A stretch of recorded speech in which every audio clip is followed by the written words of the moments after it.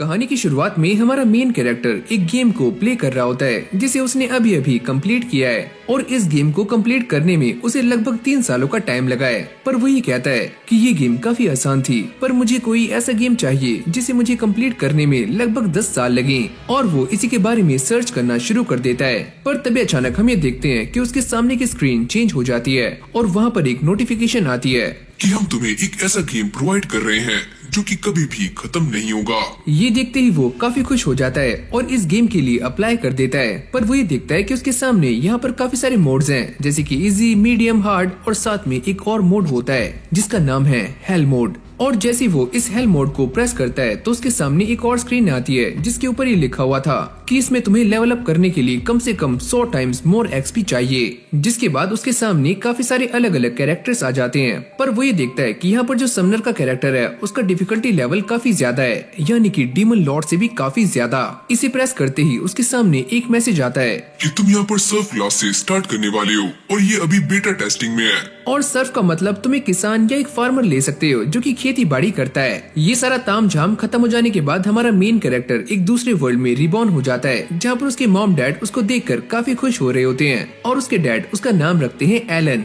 अब उसके सामने एक और नोटिफिकेशन आती है जिसमें ये लिखा हुआ था कि तुम्हें इस वर्ल्ड में अपना लेवल अप करने के लिए कम से कम 100 टाइम्स एक्सपी चाहिए और तुम्हें इस वर्ल्ड को खुद ही डिस्कवर करना होगा। अब ऐसे ही टाइम बीतना शुरू हो जाता है और एलन भी बड़ा हो चुका है और अब वो 1 साल का हो चुका है और इस जगह की मदर टंग है जापानीज। उसके मॉम और डैड जापानीज में बातें कर रहे होते हैं और वो उनकी बातों को समझने के काबिल भी हो चुका है। एलन जिस जगह पर पैदा हुआ है ये एक सर्फ लैंड है जहाँ पर सभी लोग खेती करते हैं और खेती करने के लिए वो रूलिंग लॉर्ड को पे भी करते हैं। वैसे इस गांव का कोई भी नाम नहीं है। जिसके बाद एलन अपने डैड के बारे में बताता है जिनका नाम है रॉडिन और वो काफी फैमिली गाय हैं, यानी कि सारा दिन मेहनत करते हैं ताकि अपनी फैमिली को काफी अच्छे से सपोर्ट कर पाएं। और ये है एलन की मॉम जो काफी स्वीट है। एलन को नींद आनी शुरू हो जाती है तो वो उसे सुलाकर यहाँ से चली जाती है। पर एलन सोया नहीं है, वो अपने स्टैट्स को चेक करने का ट्राई करता है पर कुछ भी नहीं होता। वो बार बार इसे ट्राई करने की कोशिश करता है पर उसका स्टेटस ओपन नहीं होता। फिर वो आखिरी बार ट्राई करता है पर तभी अचानक से उसका स्टेटस सामने आ जाता है और ये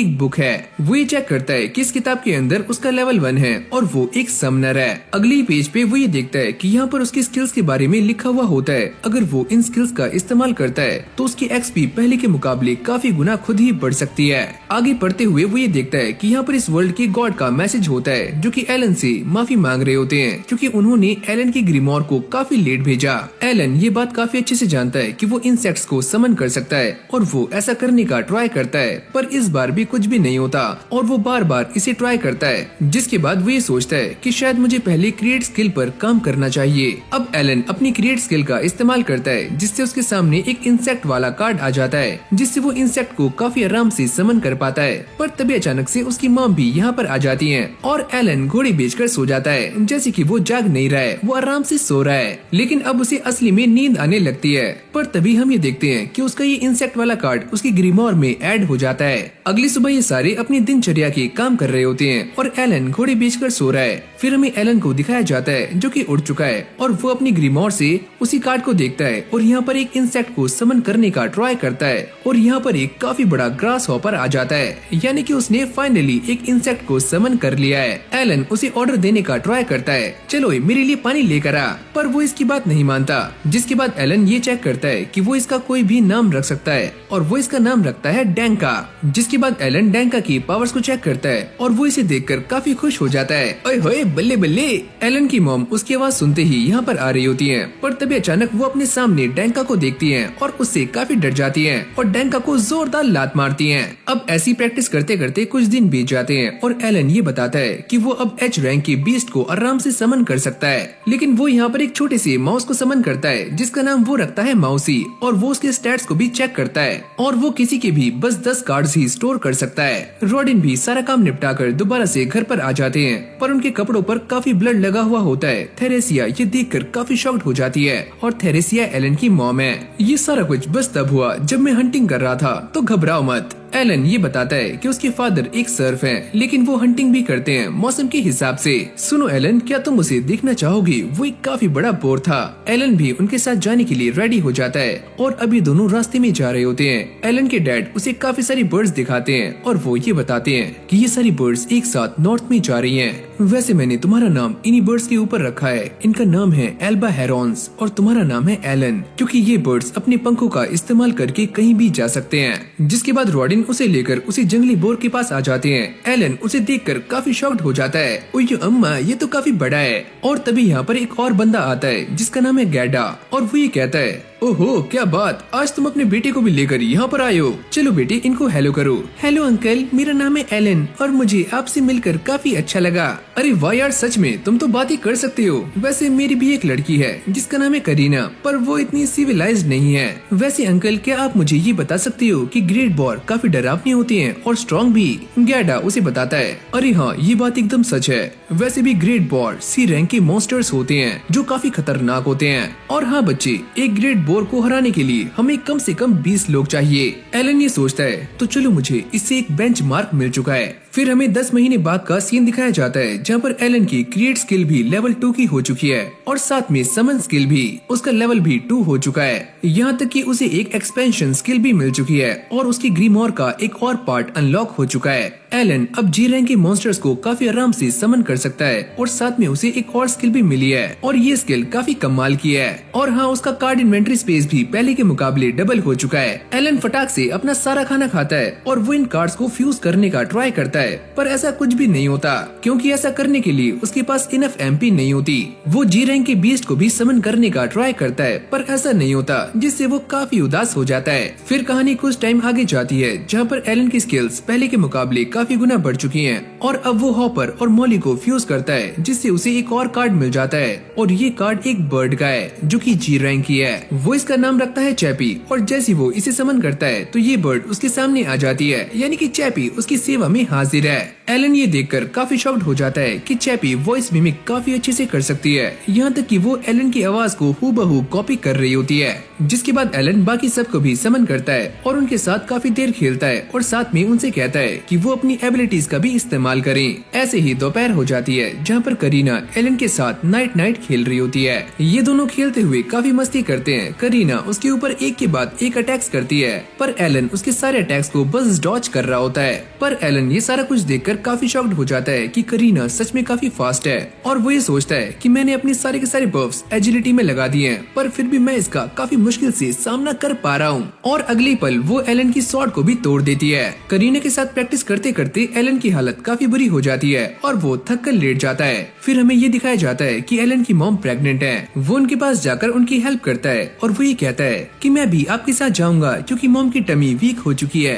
तो मुझे भी आपकी हेल्प करनी है। अब ये सारे बैठे हुए बातें कर रहे होते हैं। एलन ये सोचता है कि मेरे पास इतना स्टेमिना है जितना कि बड़ों में होता है, पर उसकी मॉम उससे कहती है, अरे ओए, तुम अभी छोटे बच्चे हो तो तुम्हें करीना के साथ खेलना चाहिए। और हाँ बच्चे, वैसे भी तुम्हें एक दिन वो काम करना ही होगा, तो जब तक तुम बड़े नहीं हो जाते तो आराम से खेलो, अपनी लाइफ को एंजॉय करो। उसकी मॉम उससे ये पूछती है, पर तुम मुझे ये बताओ कि तुम उस पेड़ पर पत्थर क्यों फेंक रहे थे? ओ अच्छा, वो वाले। वो बस इसीलिए ताकि मैं उन सभी को मॉन्स्टर से प्रोटेक्ट कर पाऊँ। अरे वाह बेटे, तुम तो सच में काफी ब्रेव हो। और एलन ये सारा कुछ इसीलिए कर रहा था ताकि वो ये बात जान पाए कि उसके पास समनिंग स्किल है या कोई और स्किल भी जो कि उसके अंदर छुपी हुई है। रॉडिन उससे कहते हैं, मुझे ऐसा लगता है कि तुम्हें करीना के साथ नाइट खेलना काफी अच्छा लगता है और वैसे भी मैं तुम्हारी अप्रेजल सेरेमनी के लिए काफी खुश हूँ। एलन इसके बारे में कुछ भी नहीं जानता। उसकी मॉम उसे बताती है कि जब तुम 5 साल की हो जाओगे तो तुम्हारे पास कौन सी एबिलिटी है ये पहचानने के लिए एक सेरेमनी होती है जिसे अप्रेजल सेरेमनी कहा जाता है। कुछ टाइम के बाद हम ये देखते हैं कि एलन अपनी समन की गई चीजों को पूरे 1 दिन तक बाहर रख सकता है और तभी करीना यहाँ पर आ जाती है। इन दोनों में दोबारा से फाइट होती है और वो दोबारा से एलन की हालत काफी गंदी कर देती है। रॉडिन भी अपने काम से वापस आ जाते हैं। एलन की मॉम जैसे ही अपने कमरे से बाहर आती हैं, तो डैनका उनके पैरों पर बैठा हुआ होता है और वो उसे देखकर काफी डर जाती हैं और नीचे गिरने वाली होती हैं, पर उसके हस्बैंड उसे बचा लेते हैं। पर अचानक से उसके पेट में पेन होना शुरू हो जाता है। जाओ करीना, अपनी मॉम को यहाँ पर लेकर आओ। अगले ही पल करीना की मॉम और उसके डैड यहाँ पर आ जाते हैं और उसकी मॉम आते ही यहाँ से सभी को बाहर निकाल देती है। जिसके बाद हमें सुबह का सीन दिखाया जाता जाता है, जहाँ पर एलन की मॉम को एक और बेटा हुआ है और ये बेटा काफी क्यूट है। एलन के डैड उसका नाम रखते हैं मैश। ये नाम सभी को काफी अच्छा लगता है। जिसके बाद एलन अपनी पास्ट लाइफ के बारे में याद करता है और वो ये सोचता है कि मैं अपनी पास्ट लाइफ से निराश नहीं हूँ। और वो अपने भाई को देखते हुए ये कहता है कि फैमिली होना काफी इम्पोर्टेंट है। फिर वो ये सोचता है कि मैं ये बात नहीं जानता कि मैं ये कैसे करूँगा, पर मैं अपनी फैमिली को सर्फ डॉम से बाहर निकालना चाहता हूँ। अब एलन 5 साल का हो चुका है और वो अपने डैड के साथ अप्रेजल सेरेमनी के लिए जा रहा होता है। उसके डैड उसे बताते हैं कि ये एक ऐसी सेरेमनी है जहाँ पर सर्फ से लेकर नोबल सारे ही पार्टिसिपेट करते हैं। यहाँ तक कि वो ये भी कहते हैं अगर तुम्हारे पास कोई टैलेंट होगा तो तुम सर्फ डॉम से बाहर निकल सकते हो। करीना और उसके डैड भी उन दोनों के साथ जा रहे होते हैं। जिसके बाद ये सारे एक गाँव में आ जाते हैं। एलन ये देखता है कि सामने काफी सारे बच्चे हैं और सभी ने काफी अच्छे कपड़े पहने हुए हैं, यानी कि सारे बच्चे उन सभी से अच्छे लग रहे हैं। तभी अचानक सामने से कुछ लोग आते हैं जिन्हें हम प्रीस्ट कह सकते हैं और वो यहाँ पर इस सेरेमनी के बारे में बताना शुरू करते हैं। और वो ये कहते हैं कि हमने यहाँ पर काफी सारे हीरोज देखे हैं और कुछ हीरोज ऐसे भी हैं जो कि सर्फ डॉम से आए थे। ये सुनते ही सारे लोग काफी शॉक्ड हो जाते हैं, क्या सच में सर्फ डॉम से? जिसके बाद ये सारे इस चर्च के अंदर आ जाते हैं। एलन ये देखता है कि सामने कुछ स्टैचूज बने हुए हैं और वो बीच वाले स्टैचू को देखकर ये कहता है कि यही गॉड ऑफ क्रिएशन है, यानी कि एल्मिया, और इन्होंने ही मुझे वो मैसेज दिया था। अब एक एक करके सारे बच्चे सामने आते हैं और पहली बारी आती है पेलेमस की। और जैसे वो इस क्रिस्टल बॉल पर हाथ रखता है तो पीछे उसका सारा स्टेटस सामने आ जाता है। अरे वाह बच्चे, तुम्हारे पास तो मर्चेंट का टैलेंट है। और ये सुनते ही उसके डैड भी काफी खुश हो जाते हैं। अरे वाह मेरा लाडला। एलन अपनी ग्रीमोर को चेक कर रहा होता है और तभी उसे ये बात पता लगती है कि उसकी ग्रीमोर काफी स्पेशल है और कोई भी उसके अलावा इस ग्रीमोर को देख नहीं सकता। अब एक और बच्चा सामने आता है और जैसे वो इस क्रिस्टल बॉल पर हाथ रखता है तो उसके पास कोई भी टैलेंट नहीं होता और वो साइड हो जाता है। एक एक करके सारे बच्चे सामने आते हैं और किसी के पास कुछ टैलेंट होता है और जिसके पास टैलेंट नहीं होता वो भी साइड हो जाते हैं। और अब बारी आती है एलन और करीना की। ये दोनों भी आगे आ जाते हैं। करीना जैसी आगे जाकर इस क्रिस्टल बॉल पर हाथ रखती है तो वो काफी ग्लो करनी शुरू हो जाती है और उसके सारे स्टैट्स सामने आ जाते हैं। प्रीस्ट ये कहते हैं अरे वाह बच्ची, तुम्हारे पास तो एक सॉर्ड लॉर्ड की पावर्स हैं। ये देखकर सारे लोग काफी शॉक्ड हो जाते हैं और साथ में उसके डैड भी। एलन जैसे ही उस क्रिस्टल बॉल पर हाथ रखता है तो उसके अंदर से काफी रोशनी बाहर निकलनी शुरू हो जाती है और ये करीना से भी काफी ज्यादा होती है, जिससे वो पीछे गिर जाता है। सारे लोग इस बात से हैरान होते हैं कि एलन के पास कौन सा टैलेंट है। प्रीस्ट ये बताते हैं कि इस बच्चे के पास कोई भी टैलेंट नहीं है। पर जैसे एलन अपनी ग्रीमोर में देखता है तो वहाँ पर उसके टैलेंट की जगह पर कुछ काफी अजीब सा लिखा होता है। एलन को ऐसा लगता है कि पक्का ये कोई न कोई ग्लिच है। जिसके बाद वो दोनों अपने घर आ जाते हैं और उसकी मॉम उन दोनों का ही वेट कर रही होती है। रॉडेन अपने बच्चे को समझाने का ट्राई कर रहे होते हैं कि भले ही तुम्हारे पास कोई भी टैलेंट नहीं है पर फिर भी तुम हमारी फैमिली के मेंबर हो और हम एक ऐसे घर में रहते हैं जहाँ पर हमारे पास कोई भी बाथटब नहीं है, फिर भी हम काफी खुश हैं। रात में ये सारे लोग आराम से घोड़े बेचकर सो जाते हैं पर एलन अब भी जाग रहा होता है और वो ये सोचता है कि मुझे ऐसा लग रहा है कि मैं अकेला ही हेल मोड खेल रहा हूँ। और उसे ये बात भी समझ आ जाती है कि उसके हेल मोड खेलने से उसकी प्रोग्रेस 100 गुना कम हो चुकी है। और वैसे भी मैं ये बात जानता हूँ, अगर कोई नॉर्मल इंसान इस गेम को खेलता तो उसकी पक्का हवा टाइट हो जाती, पर मैं इसे कंप्लीट करके रहूंगा चाहे मुझे कितना भी टाइम लगे। यहीं से हमारा सीन चेंज हो जाता है जहाँ पर एलन और उसकी पूरी फैमिली कहीं पर जा रहे होते हैं पर रॉडिन किसी बात से काफी नाराज है। ये सारे गैडा के पास आ जाते हैं जहाँ पर सारे लोग कैरीना के सॉर्ड लॉर्ड बनने पर काफी खुश हो रहे होते हैं, यानी कि सेलिब्रेट कर रहे हैं। गैडा की वाइफ उन सभी से कहती है कि कुछ टाइम पहले विलेज के चीफ यहाँ पर आए थे और उन्होंने हमें ये चीज दी है। रॉडिन ये देखकर काफी खुश हो जाता है पर फिर भी वो मुंह बना रहा होता है। अच्छा ठीक है, तुम इसे एंजॉय करो। वैसे हमारे यहाँ पर सबसे पहले मेहमानों का स्वागत होता है तो तुम इसे पी सकते हो। पर रॉडिन ऐसा करने से साफ इनकार कर देता है और वो गुस्से में आकर गैडा को ड्रिंक दे रहा होता है। अगर तुम मुझे गुस्से में ये दोगे तो मैं इसे नहीं पीऊंगा। अब इन दोनों में ऐसी ही प्यार भरी नोक झोंक चलनी शुरू हो जाती है। रॉडिन ये कहता है कि मैं तुम्हारी बच्ची को लेकर काफी खुश हूँ, वो हमारी कंट्री को एक नाइट बनकर सर्व कर सकती है और मैं बस यही कहना चाहता हूँ कि ऐसे टैलेंट वाले लोगों को सर्व के साथ नहीं होना चाहिए। गैडा को ये सुनते ही काफी गुस्सा आ जाता है। तुम ये क्या बकवास कर रहे हो, मैंने तुमसे ऐसा कुछ भी नहीं कहा। इन दोनों को ऐसा लड़ते हुए देख दोनों स्त्रियां सामने आ जाती हैं जो कि इनकी फाइट को सॉल्व करवाती हैं। जिसके बाद इन दोनों में दोबारा से नोक झोंक स्टार्ट हो जाती है और इस बार ये दोनों इस घर को बनाने के बारे में लड़ रहे होते हैं। गैडा ये कहता है कि इस घर को बनाना काफी मुश्किल था। रॉडिन ये कहता है अरे मैंने तुम्हारी इसमें काफी हेल्प की है, वैसे वो पिलर्स मैंने लगाए थे। अच्छा हाँ तुमने लगाए हैं। अभी दोनों एक साथ उस ड्रिंक को पीते हैं जिसे इन्होंने काफी लंबे टाइम पहले पिया था। फिर हमें सुबह का सीन दिखाया जाता है जहाँ पर कुछ नाइट्स गैडा को आकर ये बताते हैं कि ऑर्डर ऑफ नाइट्स करीना से मिलने के लिए आ रहे हैं और ये सारे दोबारा से उसी विलेज में आ जाते हैं। और यहीं पर हम दोबारा से उसी एक्स यूजर बच्चे को देखते हैं जिसका नाम है डोगरा। अबे डोगरा या टोकरा? अरे ओए, तुम तो वही बच्चे हो ना जिसके पास कोई भी टैलेंट नहीं है, तो तुम यहाँ पर क्या कर रहे हो? वैसे तुम जैसे बच्चों का यहाँ पर कोई भी काम नहीं है।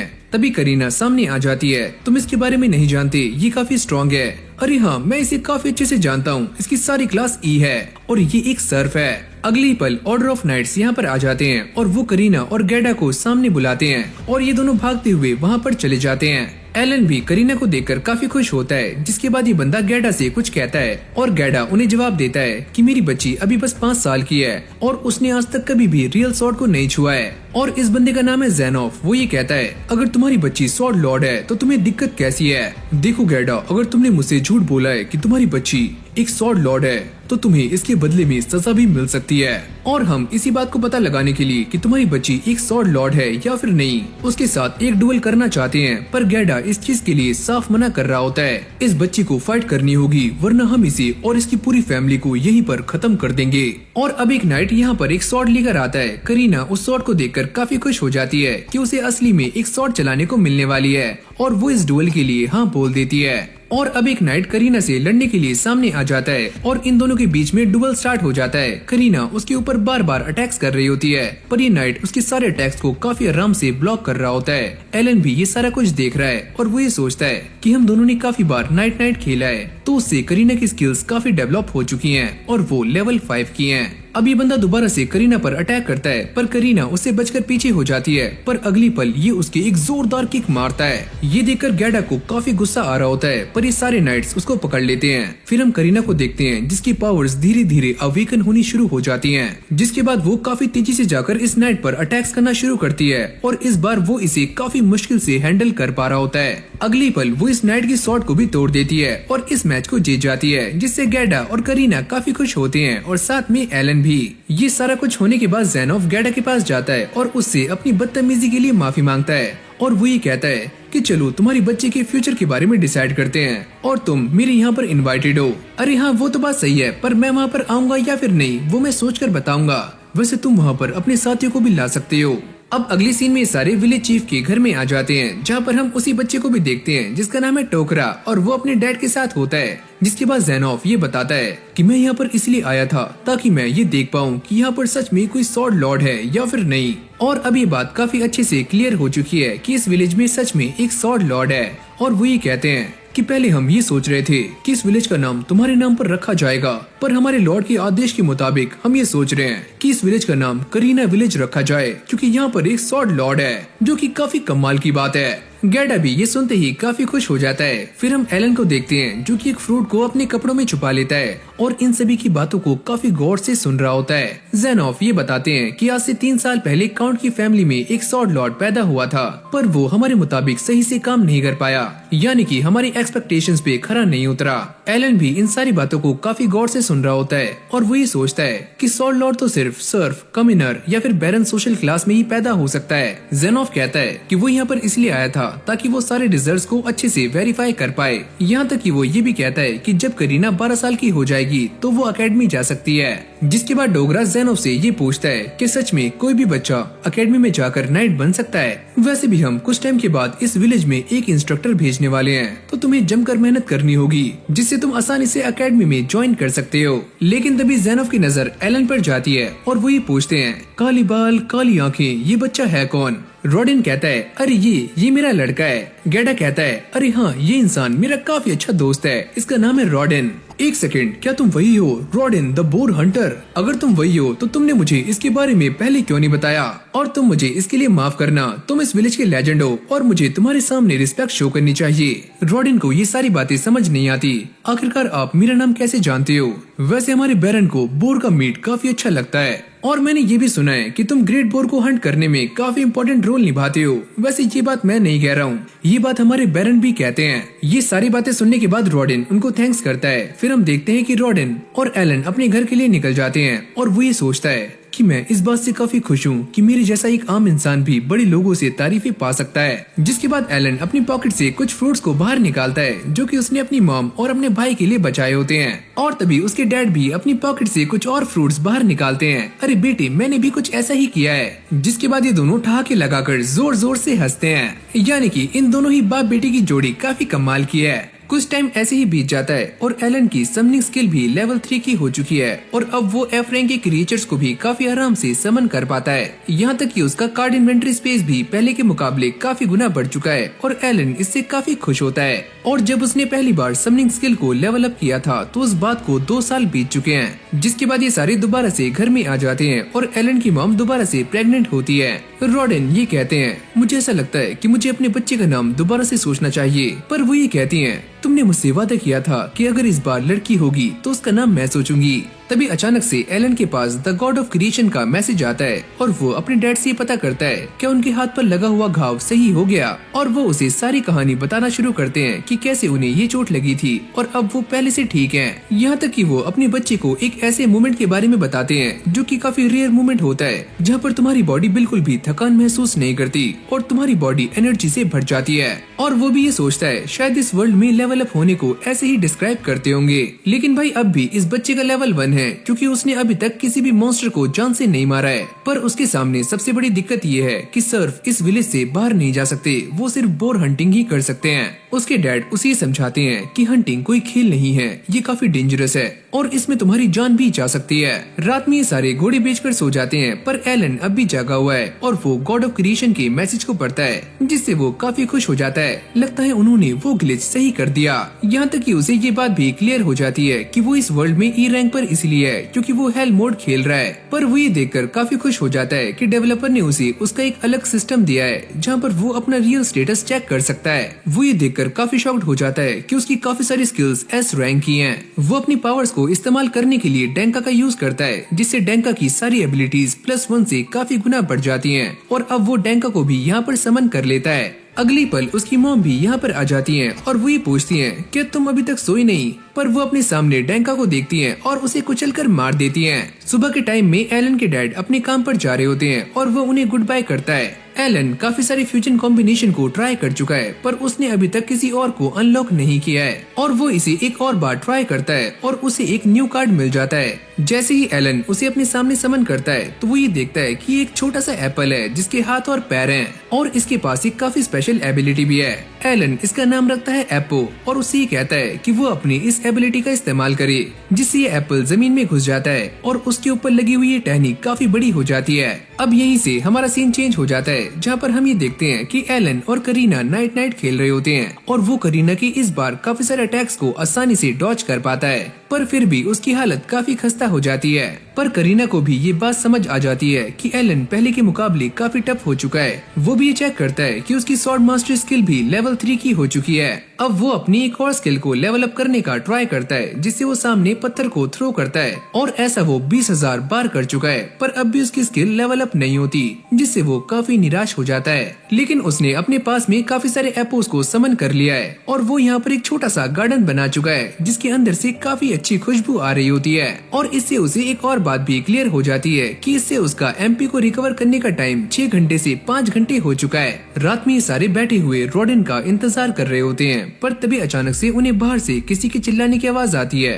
और जैसे ये सारे बाहर जाकर देखते हैं तो सामने से कुछ लोग रॉडेन को एक लकड़ी पर रखकर ला रहे होते हैं और वो काफी इंजर्ड है। अब ये सारे उसे लेकर घर में आ जाते हैं। गैडा ये बताता है कि एक जंगली बोर ने इसके पेट में सींग मार दिए हैं और एक हब की वजह से हम इसे अभी तक जिंदा रख पाए हैं। थेरेसी ये पूछती है कि तुम्हारे पास इतनी इंपॉर्टेंट चीज कहाँ से आई और गैडा ये बताता है कि जेनोफ ने मेरी बेटी के साथ जो किया था उसके बदले में मैंने उससे काफी सारे गोल्डन कॉइन्स लिए थे और इसी से ही मैंने उसे परचेज किया। अब ये सारे ऐसे ही बहस कर रहे होते हैं तभी मैश भी यहाँ पर आ जाता है और वो काफी रोना शुरू कर देता है। एलन उसे लेकर अंदर जाता है और गैडा इन सभी को लेकर बाहर आ जाता है। अब ये सारे एक ही बात कर रहे होते हैं कि इसमें सारी गलती उस कॉमिनर की है।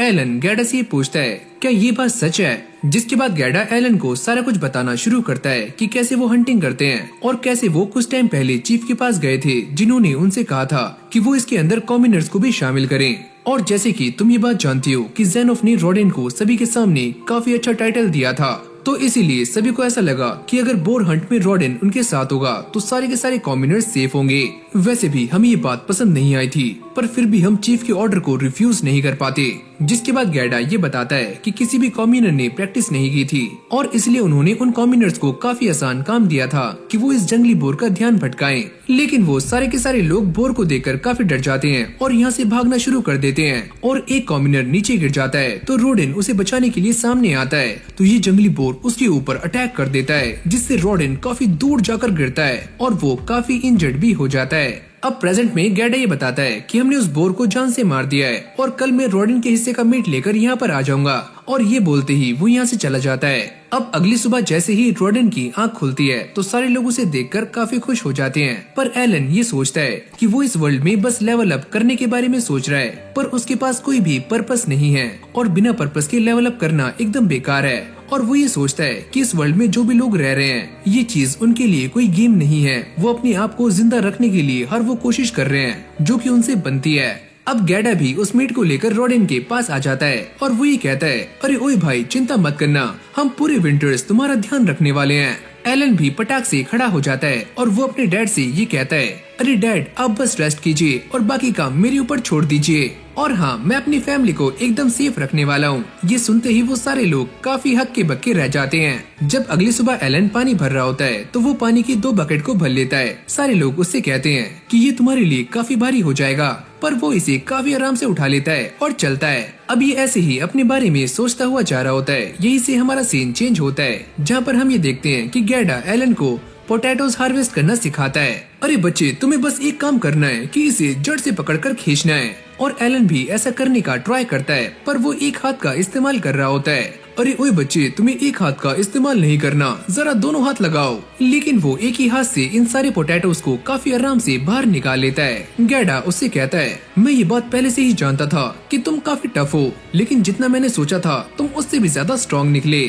अब वो जाकर ऐसे ही और भी ज्यादा पोटैटोज को हार्वेस्ट करना शुरू कर देता है, जिससे वो काफी सारे पोटैटोज हार्वेस्ट कर लेता है, यानी कि ये सारी बकेट्स भर जाती हैं। अब कुछ टाइम के बाद उनके घर पर विलेज के चीफ आते हैं और साथ में वो कॉम्यूनर भी होता है और वो उनके लिए काफी सारे फ्रूट्स भी लेकर आते हैं और उनसे अपनी गलती के लिए माफी मांग रहे होते हैं, और साथ में ये कॉम्यूनर भी माफी मांगता है। अरे ओए मुझे माफ कर दो, मुझसे गलती हो गई। रॉडेन उससे कहते हैं कि तुम अगली बार काफी केयरफुल रहना, पर थेरेसिया उसके ऊपर काफी गुस्सा करना शुरू कर देती है। ये सारी ही तुम्हारी गलती है, तुम्हारी गलती की वजह से मेरे पति की जान भी जा सकती थी।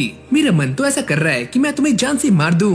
लेकिन वो बाद में पोलाइट हो जाती है। वो ये कहती है कि सभी की एक फैमिली होती है तो तुम्हें इस बात का ध्यान रखना चाहिए। जिसके बाद यहाँ पर काफी सारे लोग इकट्ठे हो जाते हैं जो कि रॉडेन को ठीक देखकर काफी खुश हो रहे होते हैं। अब एलन दोबारा से खेतों में आ जाता है और वो यहाँ पर काफी सारे होपर्स को समन करता है और साथ में कुछ ट्रैप्स भी लगाता है। वो इनसे कहता है कि वो अपनी स्किल प्रोवोक का इस्तेमाल करें, जिसके बाद वो जाकर छुप जाता है और वो ये सोचता है कि अगर मैंने आज 50 डक्स को या फिर वाइल्ड बर्ड को पकड़ लिया तो मेरी फैमिली काफी आसानी से पूरे विंटर्स में सरवाइव कर पाएगी। लेकिन ऐसे वेट करते करते काफी लंबा टाइम बीत जाता है पर कोई भी बर्ड या कोई भी चीज ट्रैप में नहीं आती और एलन काफी बोर हो जाता है। पर वो ये देखता है कि सामने से एक बर्ड यहाँ पर आ रही है और ये बर्ड दिखने में काफी बड़ी होती है और वो यहाँ पर आकर सारे ही ट्रैप्स को तोड़ना शुरू कर देती है और साथ में हॉपर्स को भी जान से मार रही होती है। एलन इसे देखकर ये सोचता है कि ये वही बी रैंक मॉन्स्टर एल्बा हेरॉन है। एलन को ऐसा लगता है कि वो इससे फाइट नहीं कर पाएगा और वो यहाँ से जाने का डिसाइड करता है। लेकिन जाने से पहले वो अपने स्टैट्स को चेक करता है जो कि पहले के मुकाबले काफी गुना बढ़ चुके होते हैं और अब वो इससे फाइट करने का डिसाइड करता है।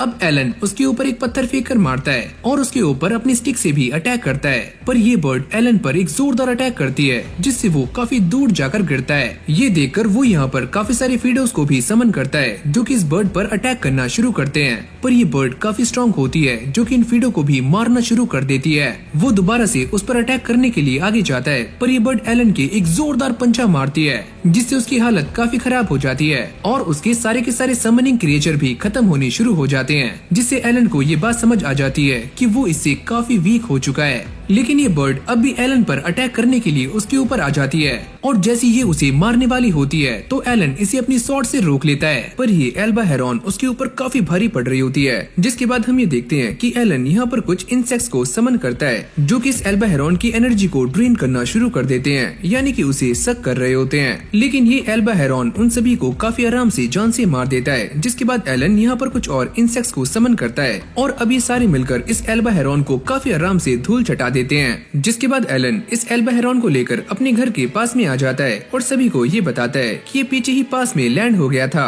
और मैंने इसके ऊपर पीछे से अटैक किया और ये मारा गया। गैडा भी यहाँ पर आ जाता है और वो ये कहता है कि चलो मैं तुम्हारे लिए इसका ब्लड बाहर निकाल देता हूँ, और वो इस एल्बा हेरॉन को उल्टा लटका देता है जिससे उसका सारा ब्लड नीचे आ रहा होता है। वो एलन को ये बताता है कि वैसे ये एल्बा हेरॉन 60 किलो के होते हैं, पर जब इनकी बॉडी से ब्लड बाहर निकल जाता है तो ये बस 20 किलो के ही बाकी रहते हैं, जिसमें से बस आधा ही मीट खाया जाता है। यहाँ तक कि वो ये भी कहता है कि हमें ई रैंक के मॉन्स्टर्स के ऊपर टैक्स देना नहीं पड़ता, पर ये एल्बा हेरॉन डी रैंक का मॉन्स्टर है तो हमें इसके ऊपर टैक्स भी देना होगा। जिसके बाद ये इस एल्बा हेरॉन के मैजिकल क्रिस्टल को बाहर निकाल लेता है और वो ये कहता है कि ये चीज भी टैक्स के अंदर आती है और वैसे भी ये चीज हमारे किसी भी काम की नहीं है, ये तो एकदम यूजलेस है। ये सारी कहानी सुनने के बाद एलन ये कहता है कि मेरे पास एक आइडिया है। अब अगले सीन में हम ये देखते हैं कि ये दोनों ही एल्बा हेरॉन को लेकर विलेज चीफ के पास आ जाते हैं और उससे बातें कर रहे होते हैं। गैडा उससे कहता है कि हम इसका ज्यादातर हिस्सा आपको दे देंगे, पर उसे ये भी समझ नहीं आता। वो ये कहता है कि बैरन ने इस बार काफी ज्यादा मीट की डिमांड की है,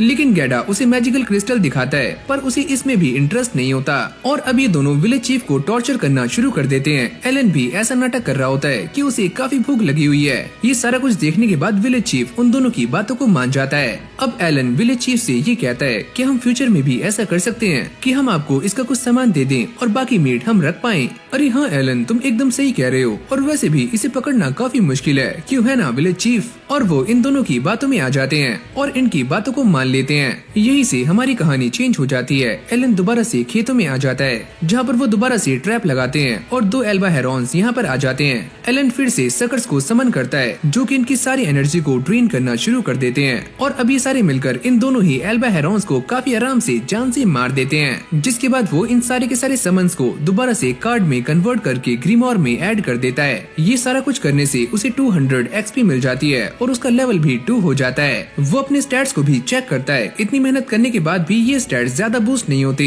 पर फिर भी एलन काफी खुश है कि उसने पहले से काफी ज्यादा इम्प्रूव कर लिया है। इन दोनों ही एल्बा हेरॉन्स को लेकर वो अपने घर आ जाता है और रोडिन भी ये देखकर काफी शॉक्ड हो जाता है कि उसके बेटे ने इस बार 2 एल्बा हेरॉन्स को हंट किया है। जिसके बाद वो करीना के साथ खेलने के लिए निकल जाता है और साथ में एलन ये बताता है कि उसका जो गोल था कि उसे कम से कम 10 मॉन्स्टर को जान से मारना है, वो उसने पूरा कर लिया है। यानी कि अब उनके पास इतना मीट है कि वो विंटर्स में काफी आसानी से सरवाइव कर सकते हैं और उसे अपना लेवल बूस्ट करने के लिए 20 और मॉन्स्टर्स को जान से मारना है। इस बंदे का बिल्कुल भी फाइट में ध्यान नहीं होता तो करीना पीछे से उसके ऊपर अटैक करती है और उसे हरा देती है और वो यहाँ से चली जाती है। अब रात में एलन अपनी फैमिली के साथ बैठा हुआ होता है और वो उन्हें ये बता रहा होता है कि जब वो 1 साल का था तो उसने एक ओरेकल सुना था जहाँ पर गॉड ने उससे कहा था कि वो उसे पावर और विजडम देंगे, पर उसके सामने कुछ ऐसी चुनौतियाँ आएंगी जो कि 100 लोगों के सामने आती हैं, पर इससे वो काफी स्मार्ट और स्ट्रॉन्ग बन जाएगा। ये सुनने के बाद उसके पेरेंट्स काफी शॉक्ड हो जाते हैं। उसकी मॉम उससे ये पूछती है तो उस सेरेमनी का क्या होगा। एलन ये बताता है कि मैंने कुछ टाइम पहले एक और ओरेकल सुना है। गॉड ने मुझसे ये कहा है कि मेरी रैंक इतनी लो इसीलिए है क्योंकि मेरी ट्रायल की प्रोग्रेशन काफी स्लो है। एलन उन सभी को ये बताता है कि ऐसा भी हो सकता है उसका ये टैलेंट काफी न्यू है और इसीलिए उसकी रैंक भी काफी लो है। पर बेटे तुम्हारे पास कौन सा टैलेंट है? एलन उन सभी को कुछ भी नहीं बताता। उसको ऐसा लगता है कि वो क्रीचर्स को समन कर सकता है और साथ में उन्हें कंट्रोल भी। ये सुनने के बाद सारे लोग उसके बारे में काफी बुरा सोच सकते हैं, लेकिन तभी उसकी मॉम थेरेसिया उसे गले से लगा लेती है और वो ये पूछती है कि तुम अब क्या करोगे। वो ये कहता है कि मैं इन सारे ट्रायल्स को पास करने वाला हूँ और सभी को ये साबित करूंगा कि मैं काफी वर्दी हूँ। रॉडेन उससे कहता है क्या मैं ये बात गैडा को बता सकता हूँ? वैसे भी वो अपनी बेटी की काफी तारीफें करता रहता है तो मैं उससे कह सकता हूँ कि मेरा बेटा भी काफी इनक्रेडिबल है। अब एलन 6 साल का हो चुका है और उसने काफी सारे एल्बा हेरॉन्स को भी हंट कर लिया है। जिसके बाद वो गैडा के साथ एक विलेज में आ जाता है। ये दोनों यहाँ पर इसलिए आए होते हैं ताकि वो ट्रेड कर सकें और ये एलन का पहली बार होता है। एलन गैडा से ये पूछता है, क्या तुम मुझे ये बता सकते हो कि सर्फ और कॉम्यूनर में क्या डिफरेंस होता है? और गैडा उसे काफी अच्छे से सारा कुछ एक्सप्लेन करता है कि पहले हमारी सोशल क्लास है और दूसरा है टैक्स। वैसे मैंने ये बात सुनी है कि बैरन किसी को भी कॉम्यूनर का टाइटल दे सकते हैं, पर ये बात सच है या फिर झूठ मैं इसके बारे में नहीं जानता।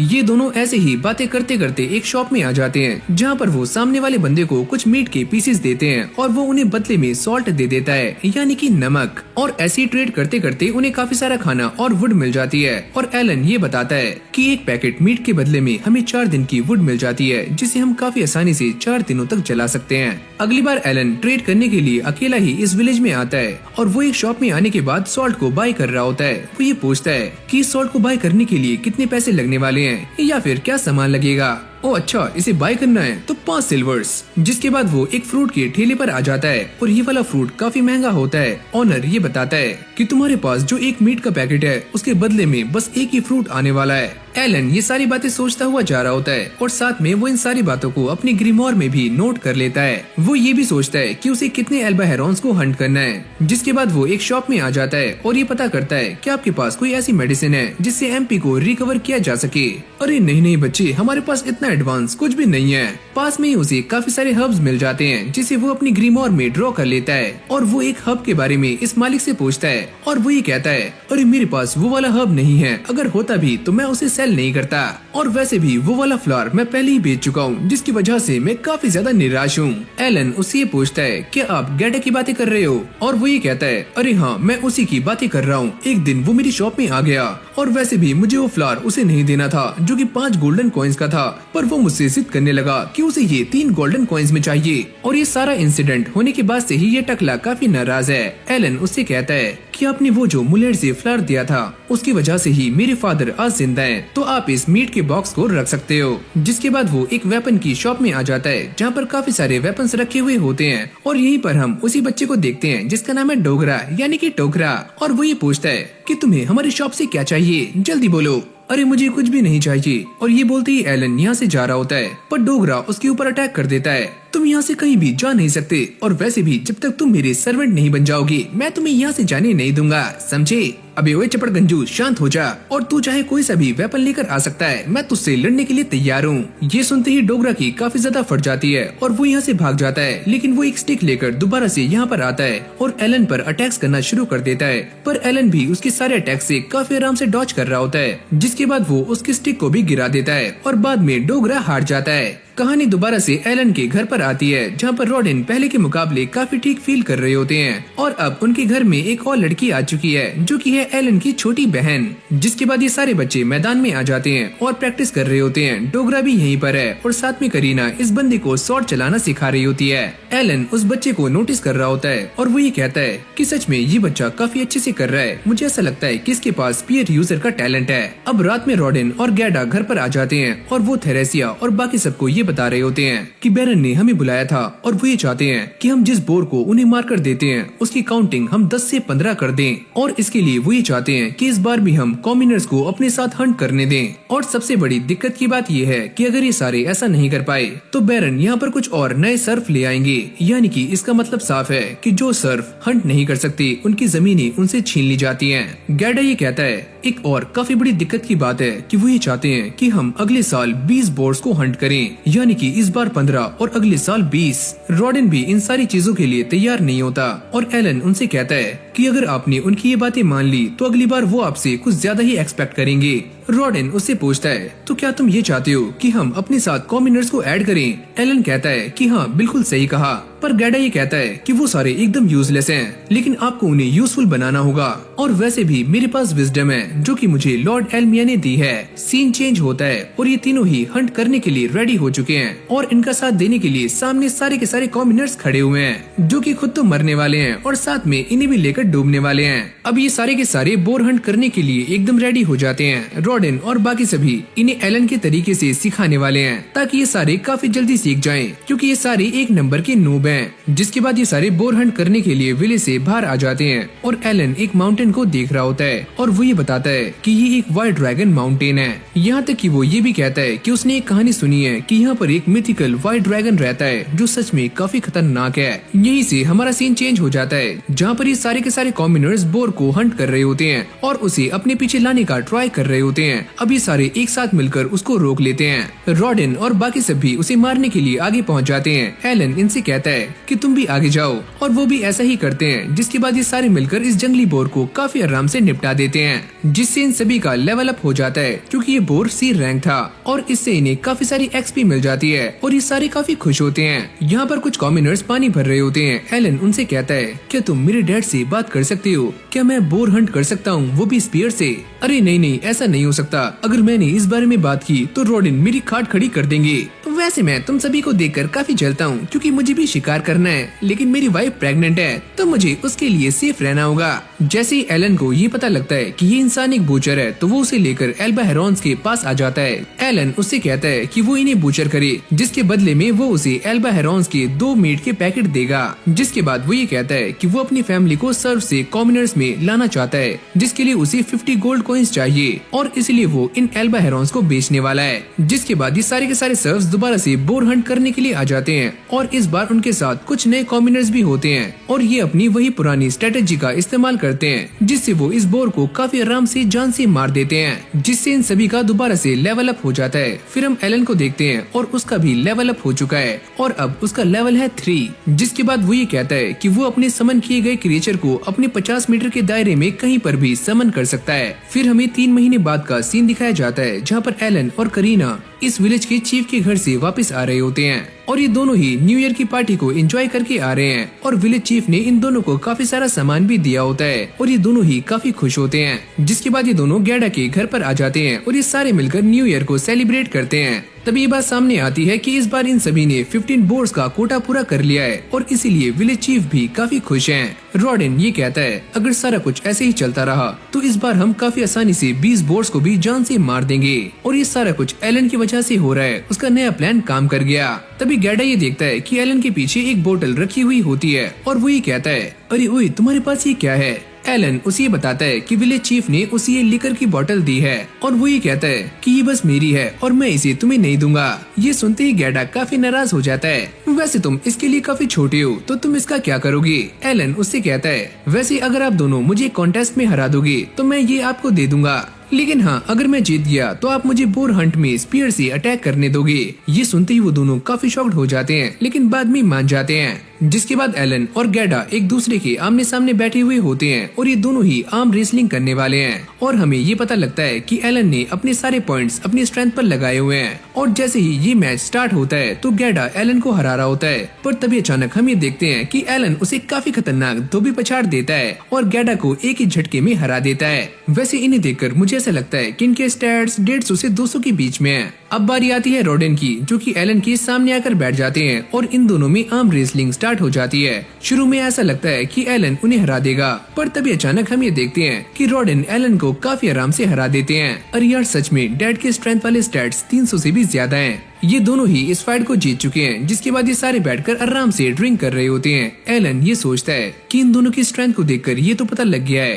कि गैडा डी रैंक का है और मेरे डैड वो सी रैंक के हैं। सीन चेंज होता है और हम ये देखते हैं कि एलन की काफी सारी स्किल्स लेवल अप हो चुकी हैं। वो ये देखकर काफी हैरान हो जाता है कि अब वो ई रैंक के क्रिएचर्स को भी समन कर सकता है और यहाँ तक कि उसे कुछ न्यू टाइप्स के समन्स भी मिले होते हैं और इन सभी का पता लगाने के लिए उसे अलग अलग तरह के फ्यूजन्स भी करने होंगे। और अब वो ये देखता है कि उसे उसके ग्रीमोर में एक अलग से स्टोरेज स्पेस मिला हुआ है और वो इसके अंदर एक पत्थर डालकर देखता है, पर उसे इसके अंदर उस पत्थर के गिरने की आवाज नहीं आती, यानी कि ये स्पेस काफी बड़ा है। वो इसके अंदर हाथ डालकर देखता है तो उसे ये पत्थर काफी आराम से मिल जाता है, यानी कि एलन इस वाले स्टोरेज स्पेस में सारी चीजों की मेंटल इमेजेस देख सकता है और उन्हें काफी आराम से ढूंढ सकता है। वो एक एक करके इसके अंदर काफी सारे सामान को डालना शुरू कर देता है, जिससे उसे ये बात क्लियर हो जाती है कि इसके अंदर सामान डालने की कोई भी लिमिट नहीं है, यानी कि वो इसके अंदर अंदर जितना चाहे उतना सामान डाल सकता है, पर उसे ये बात समझ नहीं आती कि किसी भी कैरेक्टर के पास स्टोरेज का एक लिमिट होता है और वो ये सोचता है पर मेरे पास इतना ज्यादा स्पेस क्यों है,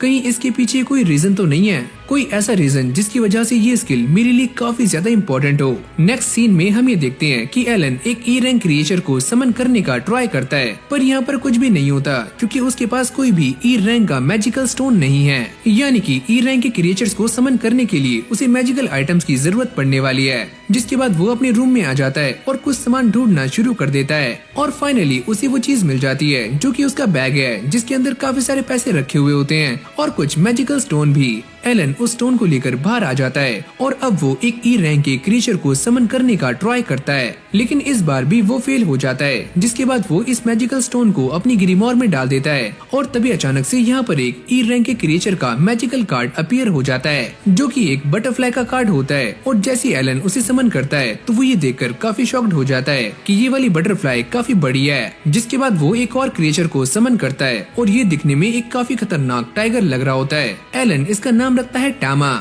और अब वो टामा और इस बटरफ्लाई को फ्यूज कर देता है, जिससे उसे एक और न्यू कार्ड मिल जाता है। रॉडेन अपने बेटे को ये बता रहे होते हैं कि अब हमारे गांव में कोई भी हॉर्न रैबिट्स नहीं आएंगे क्योंकि हमने इस गांव के चारों तरफ एक गड्ढा बना दिया है, क्योंकि हम इस बात को काफी अच्छे से जानते हैं कि वो रैबिट्स काफी कमजोर हैं, पर फिर भी वो छोटे बच्चों को नुकसान पहुंचा सकते हैं। ये सारे के सारे बच्चे करीना के घर पर आ जाते हैं और प्रैक्टिस कर रहे होते हैं। एलन पेलमस से पूछता है क्या तुम मैजिकल स्टोन के बारे में कुछ जानते हो और क्या तुम मुझे उसके बारे में कुछ बता सकते हो। पेलमस ये कहता है अरे हाँ, मैं इसके बारे में काफी कुछ जानता हूँ। वैसे ये छोटे जेम्स होते हैं जो कि मॉन्स्टर्स के हार्ट के पास पाए जाते हैं, जिनका इस्तेमाल आमतौर पर मैजिकल वेपन्स को चलाने के लिए किया जाता है। और वैसे भी सी और डी रैंक की मैजिकल स्टोन्स काफी इम्पोर्टेंट होते हैं और अगर तुम्हें ई रैंक की मैजिकल स्टोन्स चाहिए तो वो एकदम यूजलेस हैं, वो तुम्हें कहीं पर भी पड़े हुए मिल जाएंगे। अब पेलमस जमीन पर से ई रैंक का मैजिकल स्टोन उठाकर एलन को देता है और एलन ये सोचता है कि मुझे शायद से ई रैंक की मैजिकल स्टोन्स को विलेज में ढूंढना चाहिए। कहानी चेंज होती है और हम ये देखते हैं कि एलन को विलेजर्स की हेल्प की वजह से काफी सारे ई रैंक के मैजिकल स्टोन्स मिल जाते हैं, जिससे वो अपने ई रैंक के काफी सारे समन्स को भी अवेलेबल करा लेता है।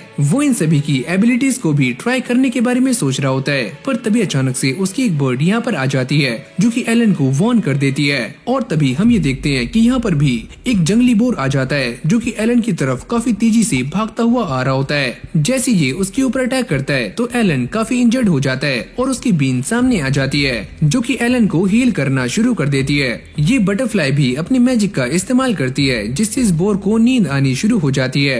और तभी अचानक से टामा यहाँ पर आ जाता है जो कि इसके ऊपर अटैक करता है और इस बोर को एक ही झटके में खत्म कर देता है। लेकिन तभी एक और जंगली बोर यहाँ पर आ जाता है जो कि एलन पर अटैक करने वाला होता है, पर तभी एलन का एक और समन सामने आ जाता है जो कि इस बोर को रोक लेता है। लेकिन तभी ये बात रिवील होती है कि ये सारा कुछ बस एक सपना है जो कि एलन देख रहा है और वो ये कहता है कि मैं पिछले 7 सालों से यही सपना देख रहा हूँ कि एक समनर को कैसे फाइट करनी चाहिए और अब मैं ये बात जान चुका हूँ कि हर तरह के समन का बैटल में एक अलग ही रोल होता है। जिसके बाद वो अपने सारे के सारे ई रैंक के क्रिएचर्स को समन करता है और वो ये बताता है कि इन सभी के काम अलग अलग हैं। जैसे कि इंसेक्ट टाइप का काम है डीबफ अप्लाई करना, बीस्ट का काम है अटैक करना और बर्ड टाइप का काम है सारी इन्फॉर्मेशन को गैदर करना। ऐसे ही ग्रास वाले हीलिंग करते हैं और स्टोन वाले डिफेंस का काम। अब उसे ये बात भी समझ आ जाती है कि उसे इतनी स्टोरेज स्किल क्यों मिली, ताकि उसे इन मैजिकल स्टोन्स को हाथ में लेकर घूमना ना पड़े और वो इन सभी मैजिकल स्टोन्स को इस स्पेस में काफी आराम से रख पाए। अब वो ये कहता है कि मेरे पास क्रिएचर्स की एक ऐसी आर्मी है जो कि किसी भी सिचुएशन को काफी आराम से हैंडल कर सकती है